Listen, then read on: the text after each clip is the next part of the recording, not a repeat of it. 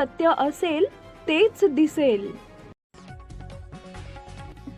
करमाळा शहर तालुक्यामधून गेल्या 15 दिवसापासून एकूण 13 महिला तर 5 पुरुष बेपत्ता झाल्याची करमाळा पोलीस स्टेशनला नोंद झाली आहे। सदर महिला व पुरुष बेपत्ता झाल्यानं बेपत्ता झालेल्या कुटुंबामध्ये चिंतेचं वातावरण पसरलंय। यापूर्वी करमाळा शहर व तालुक्यामधून सैराट चित्रपट पाहून अनेक तरुणी आपल्या प्रियकरासोबत पळून गेल्याचे पोलीस दप्तरी नोंद आहे। मात्र सध्या करमाळा शहर व तालुक्यामधून युवा युवती बरोबरच महिलाही बेपत्ता होण्याचं प्रमाण करमाळा शहर व तालुक्यामधून दिवसेंदिवस वाढत आहे। अल्पावधीतच इतक्या मोठ्या प्रमाणात युवती व तरुणी महिला घर सोडून पळून गेल्यानं त्यांच्या कुटुंबियांमध्ये एक प्रकारे चिंतेचं सावट पसरलंय।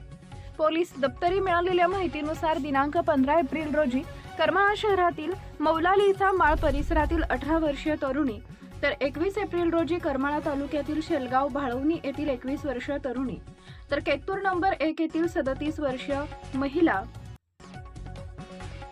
याशिवाय 24 एप्रिल रोजी जेऊर येथील 20 वर्षीय कॉलेज तरुणी तर 25 एप्रिल रोजी भालेवाडी येथील 24 वर्षीय तरुणी, 27 एप्रिल रोजी वांगी नंबर 1 येथील 24 वर्षीय तरुणी, निमगाव हवेली येथील 23 वर्षीय तरुणी तर 28 एप्रिल रोजी केम येथील 27 वर्षीय तरुणी।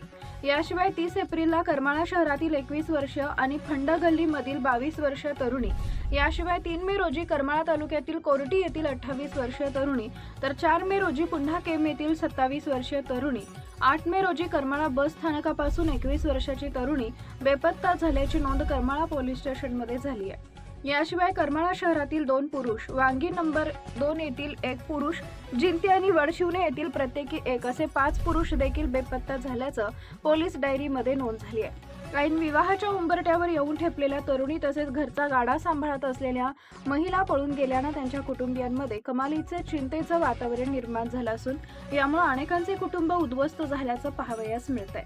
आपल्या कुटुंबातील परिवारावर कोणतं संकट येते त्या कुटुंबालाच माहीत असतं, तेव्हा महिला तसेच तरुणींनी अचानक बेपत्ता होऊ नये असं आवाहन करमाळा शहरातील जाणकार महिला वर्गांमधून केलं जात आहे।